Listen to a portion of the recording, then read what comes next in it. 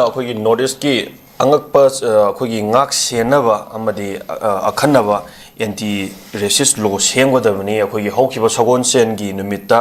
south ꯗꯦꯜꯂꯤꯒꯤ ꯃꯥꯜꯕꯤꯌꯥ ꯅꯒꯔꯗ ꯑꯩꯈꯣꯏ ꯑꯔꯨꯅꯥꯆꯜ ꯄ꯭ꯔꯗꯦꯁꯀꯤ ꯅꯨꯄꯤ ꯃꯆꯥ ꯑꯍꯨꯝꯗ ꯊꯣꯛꯅꯤꯡꯗꯕ ꯊꯧꯗꯣꯛ ꯑꯩꯈꯣꯏꯒꯤ ꯔꯦꯁꯟ ꯍꯔꯥꯁꯃꯦꯟ ꯊꯧꯗꯣꯛ ꯑꯗꯨꯕꯨ ꯑꯩꯈꯣꯏꯒꯤ ꯂꯣꯛ ꯁꯚꯥꯒꯤ ꯉꯣꯝꯆꯥ MP ꯕꯤꯃꯣꯜꯅ ꯄꯦꯟꯗꯕꯒꯤ ꯀꯟꯗꯦꯝ ꯇꯧꯔꯛꯂꯦ ꯑꯣꯖꯥ ꯃꯁꯤ ꯑꯩꯈꯣꯏꯒꯤ ꯃꯃꯥꯡꯗꯁꯨ ꯑꯩꯈꯣꯏꯒꯤ ꯅꯣꯔꯠ ꯏꯁꯀꯤ से समझ है कोई मणिपुर चतपू ओरो अतोप अतोप कोई नॉर्थ ईस्ट साइड की स्टेट क्या कोई दिल्ली लेरगा लाइक लाइसु तंबा मदी थबई ngang तोनबगी नुपी मचा कयामसु लेरि नुपा मचा कयामसु लेरि नुपी द खक्ता द सुंबा हरासमेंट से तौ याबसु नते कोई नुपा सिंग दसु कोई अतोप मफम दुगी मियोय सिनो से थोइदबगी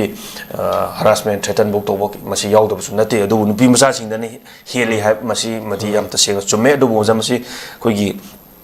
अखोई नॉर्थ ईस्ट साइड की लापनी उसितब करेम का थाइनब से कंपलसरी थोई जगह कोलिब स्टेट की लेंगाक पुलिस येंशनब वाटपगी ओइगदौरिब्रा नत्रगा नॉर्थ ईस्ट की लाप नुपी मचासिंग सुम करेम का थाइनब पामदब हरासमेंट से तौरे है उन उन मुसनद्रब्रा अखोइना कंप्लेन तौरकान फागलप FIR खक चनब नॉर्थ ईस्ट लोम लाप मीद करेम का थाइनबगी चटनबीसे मसी फाव लेप्तुना लेरि हाइतार मसीगी मतांग अखोइगी लोक सभा की ngomcha MP बिमोल पेंदब कंडेम तौरले ओजा मसी कदाई फाव चुंगदौरिबनो अदगी मसीमकना कदाई फाव याम थुना सेम अखोइगी रेसिस्ट लो सेमगदबने हाइबगी थमइबो पॉइंट से ओजा मसी कदाई फाव बिंबिबे राकेश्वर मसी कनो चाम सुमब पोषक अमक अखोइगी इन प्रैक्टिस ता उल्लगा लाको पोट अमनी सिंस 1949 मणिपुर भारत को अखोइगी इवन एनेक्स तौदुना पुनग्रबा मतुंगदा अखोइदा यामना अदुम डिस्क्रिमिनेशन की पोसिते अदुम लाखरबनी ngसाइगी अखोइगी कनो आर्यन द्रविडियन सिंगी मियेंग वर्सेस अखोइ हुजि कनोदा लरिबो मंगोलोइड सिंगी अनिगी मियेंग and then Southeast Asia sida like akhui kano Korea romgi Japan romgi then kano romgi China gi uprising mayam sida ani gi oiba kano se sida sigumbagi mi yeng da su yumpham oira kan da ikoi se sai lisang sin da lakhiba ningthau humdra tu ka pala lakhiba masagi early constitution leijera lakhiba ningtam leibak amabu ngasai gi parsi state ga namdara thamgiba then akoi gi 70 kano oirangani 87 अदाइद वरंगनी union territory दा among नमजनगिबा थेंगा 1972 दा state पीगिबदगी Hiram खुदिंगमक्ता ngसाइगी साखल हौनबा मानना थों मानना India गे अतै state सिंगा मानना साखल हौबगी तंजा फंगिदबा अदुगी पेंदबा खोलाउना खुलाई पाइबगी लालहौबो मयाम थोलक्तना अखोइगी reserve right to self determination की मूवमेंट गंगासी चथरकलिबा मसिबु अमुक दमधनबा हाइदना तोंगानदा आतादा पोता अदगी अखोइगी अनलॉफुल प्रिवेंशन एक्टिविटीज अकन एक को लेरिबा मयाम सी मयाम सी पांचल कार arm forces peace and power 1958 तौदना अदुगी कनो विदना प्रोडक्ट ओइना ngasi मेरा पाइबी मा सिंग थोला थोइबा मयाम सिंगी वारी मयाम लेखरे को निशा ना अमुक लाहल लगा थक फंगबगी अनएम्प्लॉय यूथ मयामना अमुक कनो निशा इराक इपाक इराक ना हन opium war happen in China दगा थोखिबा दगी कनो का लाक्सन गिबा मत निशा बंदी मा सिंग थोला कलखिबगी वारी अकोइदा काउदना हिस्टोरिकल कनो इन लैरबा पोल अमनि सी प्रूफ ने मसिगी मनुंगदा सगिरे अइना कोइतकना लाइसे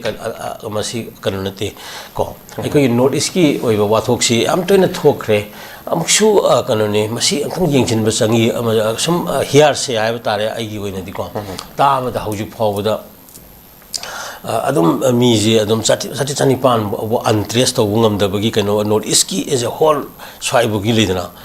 लेरी गायना सम तायंग तंग मसादि कनो somewhere Delhi नत्रगा अतोबा metro city जिंगसिदा लेखरगा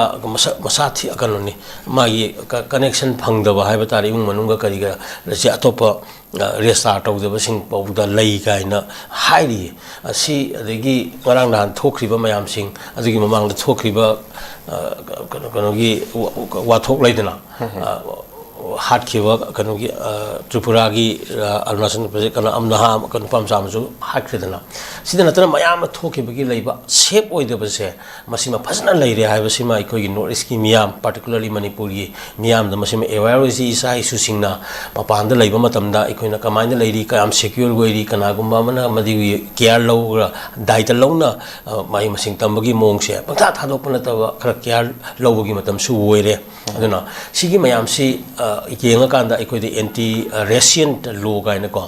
अदुना anti terror कन बिल मयाम सु कोगी कन लेरी बनी इंडिया इट्सेप किसु अखोंग साहाइदो अल्लोपुन activities prevention amendment अखोगी बिल लेरी बनी 2019 की को सिगुम्बा मयाम सि येंगा काला फुल्ली कन अखोगी प्रोटेक्शन तो होंगदबनी अदुगा भारत की कॉन्स्टिट्यूशन इट्सेप की आर्टिकल 15 ना अदुम रेसियन डिस्क्रिमिनेशन द युम्फम अखोगी जात को सु the युम्फम मोरकांदा Aman Amu नमतब यारोय गाइना hey हाइरेगासु अखोगी लेरीब government की मसक असिदा इकोइना इंडिया इच्छत लेरीब सिटीजन्स की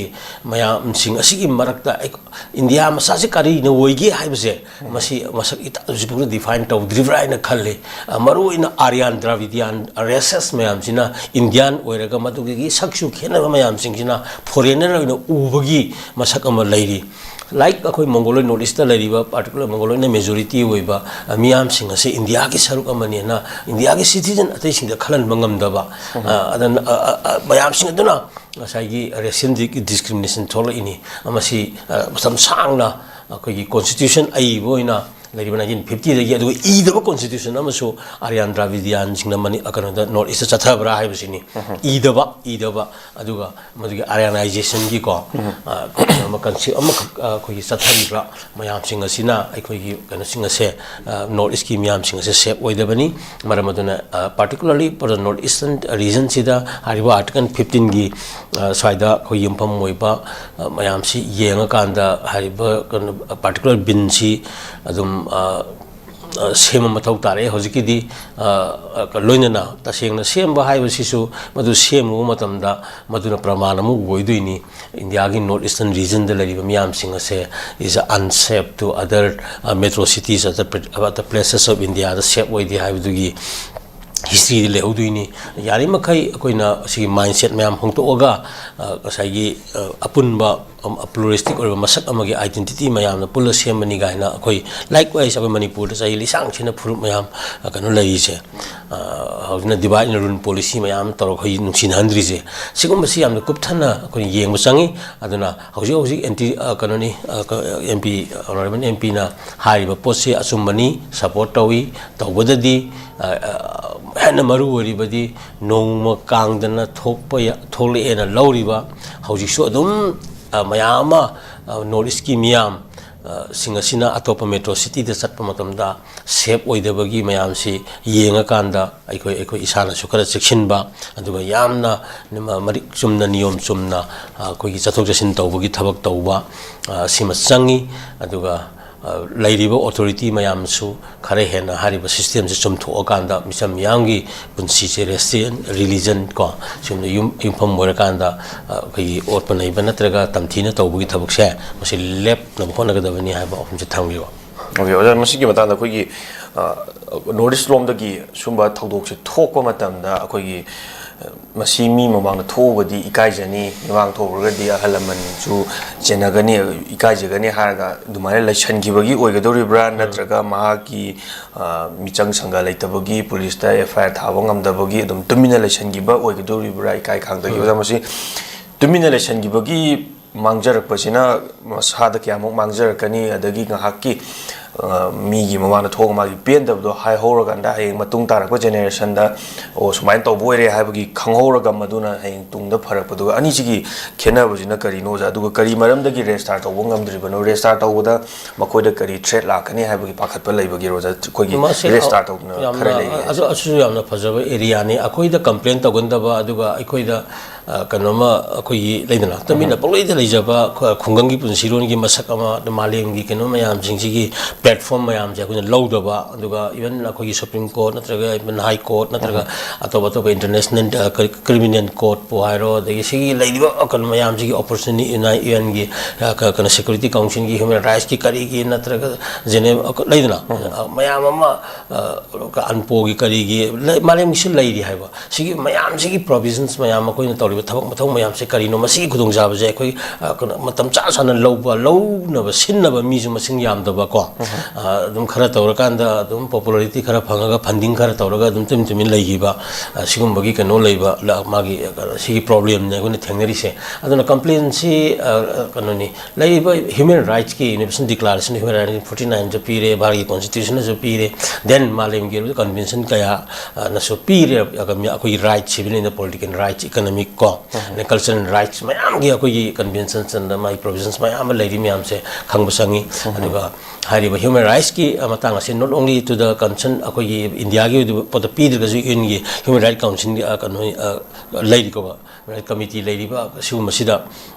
akoi thaba haiba tare aduna complaint of si akoi na kiroi da bani akoi right to mal abadi madu tungi milang gi sini lakesona pukala ise adura masigi kano se akoi miyam da masi kan leiga da bani losoloi da bani aduga ai samak su integrity leina ai masamang na akoi temptation pok paya bagi kari gum khara jo akoi review to budum ni maram di akoi gi kami angang sing pim cha sing ki marak tu excessive oi ko pamarak ta mingonda bishops candlestick ki parado adugi type ta masai gi yana phajaba candlestick ki atang poto hamchara thamdragadi kana gumom da liur wen ba madu pam miam da talok pa hayan ning ba yang phom thamagadi madu karani hural haning ko pohli bidu gi dai to hoina dandi phang bodu hurali bidu na hural mi tu nataba ko da ai ko gi phiji success ina apalai je kana kardagi yam tuina ngangna ba adagi kana punsi khuing adagi lairi ba chali mayam sing asina magi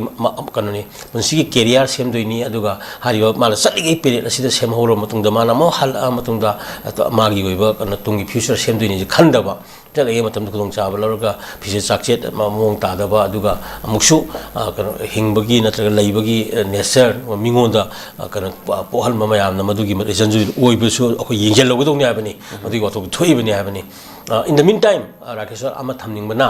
akoi gi collective right note iski perspective ta hojik la abani na note iski posida hoi ama neso gum kari gum khara dillai adubu yamna fully kaya yamna kano state tari ni pan je pullaga kar work tong mindari na coordination lei bano habaduni note iski organizations khara dillai re khara semna bu politically ohona bu laikre ab sigi oi ba reason state tari ni pan sigi oi ba akoi gi CSO sing natraga some loop sing haiba tare ko amase strengthening tawningi ko collective rights note iski oi ba issues me amse punna thengna minana ba punna propose taw minana ba aduna note iski state tari ni pan gi representative na phasa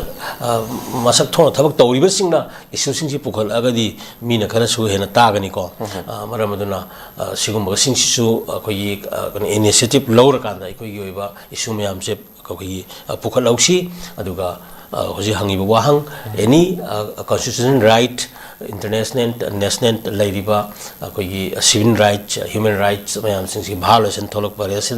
discrimination tholok ba otpi na biba ko mayam je tholok matam da kodak tai koina mari lena bo authorities sing da koina